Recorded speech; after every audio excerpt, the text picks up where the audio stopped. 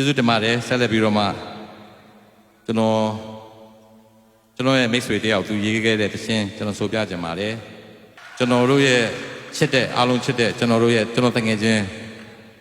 ကိုထူးရင်တင်ရေးခဲ့တဲ့အရေးကြီးပြီးလို့မြည်ရတဲ့ချင်းလေးနဲ့ကျွန်တော်ဆိုပြချင်ပါတယ်ကိုထူးရင်တင်ရဲ့အမေကြည့်ပါတယ်ဒီမှာထိုင်နေပါတယ်အမေရဲ့သားရေးခဲ့တဲ့သင်းဒီသင်းမှမဟုတ်ပါဘူးသူသင်းနဲ့အများကြီးကျွန်တော်တို့လူသားတွေအတွက်ထားခဲ့ပါတယ်သူ့ရဲ့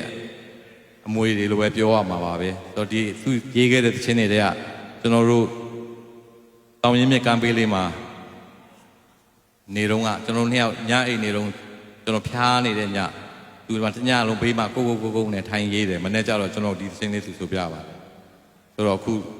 သူမရှိတော့ပေမဲ့သူ့သင်းလေးကိုကျွန်တော်တို့ဆိုကြရအောင်ကျွန်တော်စီကန်းရှိနဲ့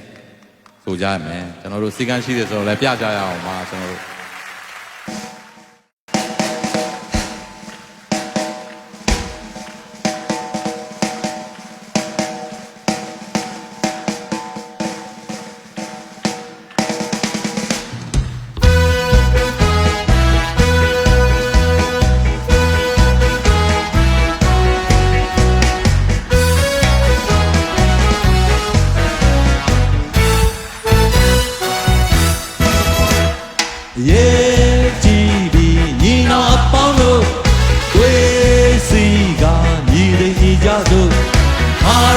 တမိုင်းတစ်ခေတ်ကိုငါတို့သွေးနဲ့ရေးခဲ့သည်ဘယ်သစ္စာလည်းပြုခဲ့သည်